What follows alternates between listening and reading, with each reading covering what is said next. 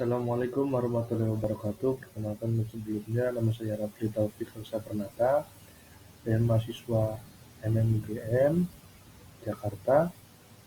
Saat ini saya akan menjelaskan tentang analisis strategi bersaing PT Sepakat Maju Abadi dalam industri transportasi logistik.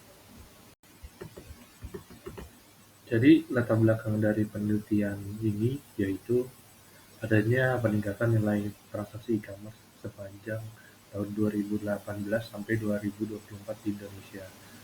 Meningkatnya transaksi e-commerce salah satunya adalah karena adanya pandemi COVID-19, di mana pemerintah menerapkan pembatasan aktivitas di luar. Sejalan dengan meningkatnya transaksi e-commerce, akhirnya mendorong juga peningkatan kebutuhan akan jasa logistik transportasi. Nah, peningkatan tersebut mencapai hingga 40%, sehingga menunjukkan potensi bisnis yang besar dalam industri transportasi logistik. JNT Express merupakan pangsa pasar terbesar di transportasi logistik di Indonesia sebesar 50,9%, lalu diikuti JNE Express sebesar 11,5%, lalu diikuti Tiki sebesar 10,2%, lalu diikuti Pos Indonesia sebesar 9,4% dan DHL 4,1%. Sementara perusahaan-perusahaan logistik lain termasuk PT Sepakat Maju Abadi turut berkontribusi sebesar 13,9%. Hal itu menimbulkan uh, memunculkan potensi yang besar bagi PT Sepakat Maju Abadi untuk bisa bersaing dan tumbuh di industri tersebut. Namun sepanjang tahun 2018 sampai 2023, PT Sepakat Maju Abadi mengalami fluktuasi keuntungan yang cukup signifikan. Yang terbesarnya yaitu pada tahun 2019 menuju 2020. Hal itu terjadi karena adanya pandemi COVID-19, lalu sempat pulih pada tahun 2021, dan menurun lagi pada tahun 2022. 2023 ada pertumbuhan namun tidak sebesar 2021.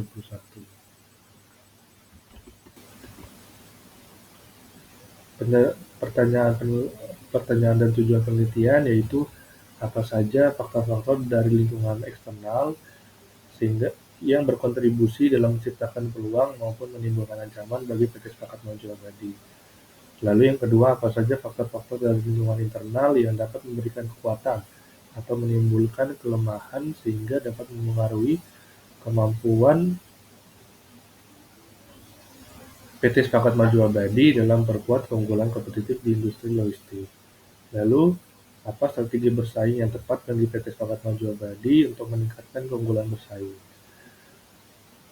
Tujuan penelitiannya yaitu mengidentifikasi lingkungan eksternal sehingga memberikan peluang dan ancaman untuk PT Sepakat Maju Abadi dalam meningkatkan keunggulan bersaing. Lalu mengidentifikasi lingkungan internal sehingga memberikan kekuatan dan kelemahan yang dapat mempengaruhi bisnis PT Sepakat Maju Abadi. Dan yang terakhir, mengidentifikasi strategi bersaing PT Sepakat Maju Abadi dalam menghadapi persaingan bisnis dengan memanfaatkan kekuatan internal dan eksternal. Teori yang saya gunakan untuk menganalisis faktor eksternal yaitu menggunakan Pestel, di mana terdapat 6 faktor yang dapat dianalisis dari segi politik, ekonomi, sosial, teknologi, lingkungan, dan regulasi atau hukum. Lalu di sisi lain ada Five Forces Porter, di mana model ini didasarkan bahwa strategi perusahaan harus merespon peluang dan ancaman di lingkungan eksternal, yaitu terdapat 5 faktor. Yang pertama, ancaman masuknya pesaing baru, lalu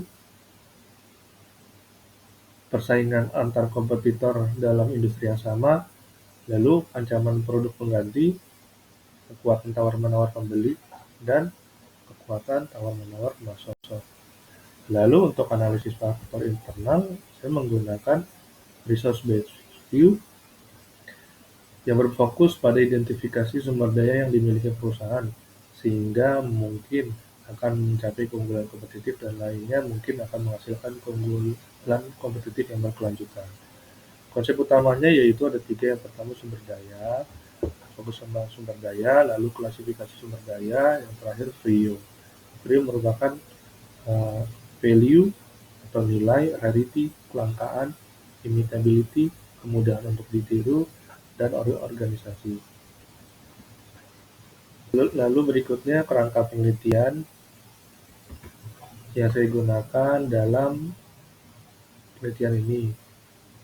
Yang pertama, analisis faktor internal menggunakan resource based view, lalu analisis faktor eksternal menggunakan Pestel dan forces Porter. Dari ketiga tersebut saya analisis dan saya evaluasi dari masing-masing faktor internal maupun eksternal, baik dari kekuatan dan kelemahan maupun peluang dan ancaman, sehingga uh, menjadikan satu formulasi strategi bersaing. Dalam metodologi penelitian ini, saya menggunakan desain penelitian kualitatif deskriptif. Lalu daftar narasumber, yang pertama CEO dari PT Sepakat Maju Abadi, lalu Direktur Operasional atau CEO PT Sepakat Maju Abadi, lalu Asosiasi Logistik dan Forwarder Indonesia atau ALFI. Metode pengumpulan data yang pertama, data primer saya ambil dari wawancara dengan ketiga para narasumber. Lalu data sekunder saya ambil dari pertama laporan keuangan PT Sepakat Maju Abadi, data statistik sepanjang tahun 2018 dan 2024. Yang dimaksud ini data statistik industri logistik, dan yang berikutnya peraturan pemerintah serta kementerian yang berlaku pada industri tersebut. Jadi PT Sepakat Maju Abadi ini berdiri sejak 2015 di bawah naungan PT Sepakat Group. Fokusnya yaitu pada transportasi darat dengan layanan tepat waktu dan ekonomis. Pada saat ini PT Sepakat Maju Abadi memiliki 6 kantor, di mana 5 kantor di Pulau Sumatera dan lainnya di daerah Jakarta Timur. Lalu dari sisi pembahasan, yang pertama saya menggunakan Pestel. Dari sisi faktor Pestel yang politik, dampak pada industri yaitu regulasi yang cukup ketat. Standar emisi, sudah ada standar emisi, lalu ada kepatuhan terhadap SLA, dan lain-lain. Respon strategisnya dari PT Sepakat Maju Abadi yaitu penyesuaian SLA, membuat peraturan mengenai maksimum daya angkut dari armada tersebut, lalu pembaruan armada bertahap.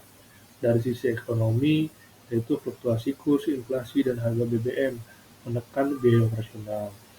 Respon strategisnya yaitu bidding parsial, melakukan kontrak jangka panjang, bundling layanan, efisiensi armada, dan investasi secara bertahap. Dari sisi sosial, yaitu permintaan adanya same-day delivery, transparansi, dan green logistik. Respon strategisnya yaitu penguatan digital branding, layanan ekspres, tracking real time, dan adopsi green logistik. Dari sisi teknologi yaitu adanya dampak untuk bisa beradaptasi dengan AI, IoT, blockchain. Ya, intinya perusahaan dalam industri tersebut diminta untuk mempercepat digitalisasi. Nah, respon strategis dari PT Sepakat Maju Abadi yaitu strateginya secara bertahap. Yang pertama adanya GPS, lalu dashboard, optimasi rute, serta prediktif dan integrasi penuh dalam satu sistem. Lalu melakukan training terhadap sumber daya manusianya, dan sistem tersebut dikembangkan di dalam perusahaan PT Sepakat Maju Abadi itu sendiri atau in-house. Dari sisi lingkungan, regulasi emisi Euro 4, perubahan iklim, bencana, hal tersebut akan menimbulkan biaya serta risiko operasional. Respon strategisnya dari PT Sepakat Maju Abadi yaitu permajaan armada, di mana PT Sepakat Maju Abadi ini secara bertahap mengganti Euro 4 menjadi Euro 5, lalu rerouting cuaca maupun rute, serta pengelolaan limbah. Lalu dari sisi hukum, di mana terdapat regulasi pajak e-commerce, compliance, lalu logistik yang memicu beban administrasi tambahan. Respon strategisnya yaitu integrasi sistem keuangan dengan regulasi, sertifikasi compliance, audit, dan rutin. Lalu dari sisi quarter 5 process, di mana yang pertama, ancaman masuk pendatang baru tergolong kategori moderate, lalu persaingan dalam industri yang sama tergolong kuat, ancaman produk atau jasa pengganti tergolong moderate, kekuatan atau daya tawar pembeli tergolong kuat, kekuatan atau daya tawar pemasok tergolong moderate. Lalu dari sisi resource based view, sumber daya berwujud yaitu PT SMA memiliki armada wingbox dan truk yang modern serta gudang yang strategis.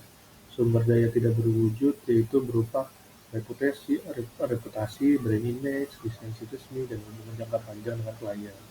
Kapabilitas manajerial yaitu kepemimpinan, perencanaan strategis, dan kemampuan adaptasi regulasi. Dari kategori kapabilitas operasional yaitu sistem digital, counter delivery, dan efisiensi yang ada. Lalu kapabilitas organisasi, struktur organisasi yang ramping, SOP yang ketat, serta budaya kerja yang disiplin. Keunggulan kompetitif berkelanjutan yaitu kombinasi antara tangible resource dan kapabilitas manajemen dan operasional. Dari sisi Prio Framework, yang pertama armada wingbox dan gudang yang strategis dinilai karena meningkatkan efisiensi distribusi yang biasanya umum dimiliki pesaing sehingga tidak langka dan mudah ditiru, namun dikelola dengan sistem dan SOP yang baik. Sistem digital memberikan nilai tambah berupa transparansi layanan, masih relatif jarang digunakan perusahaan menengah, tetapi teknologi ini bisa ditiru. Organisasi mampu memanfaatkan secara efektif. Dari sisi reputasi dan brand image, sangat bernilai karena meningkatkan kepercayaan klien, langka karena dibangun dari pengalaman panjang, sulit ditiru karena berbasis kepercayaan, terorganisir melalui strategi branding perusahaan.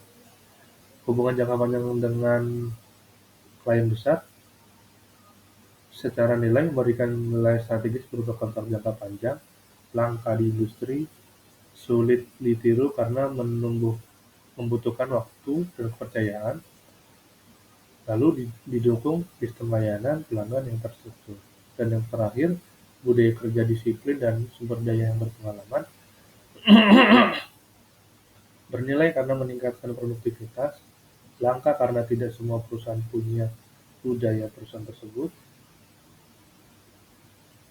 Budaya yang dimaksud yaitu kerja kuat, lalu sulit ditiru karena melekat pada identitas perusahaan.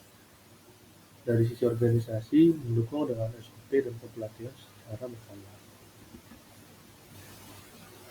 Lalu kesimpulan dan saran dari penelitian ini, yang pertama, industri logistik sangat kompetitif.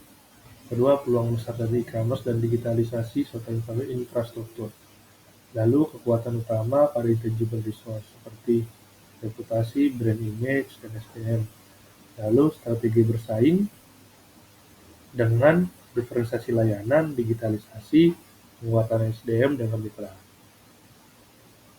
Lalu sarannya, perkuat transformasi digital, meningkatkan kapabilitas SDM, membangun kemitraan strategis dengan e-commerce dan FMCG, lalu mendiversifikasikan layanan seperti fulfillment, cold chain, serta supply chain. Demikian presentasi yang dapat saya sampaikan. Selamat siang.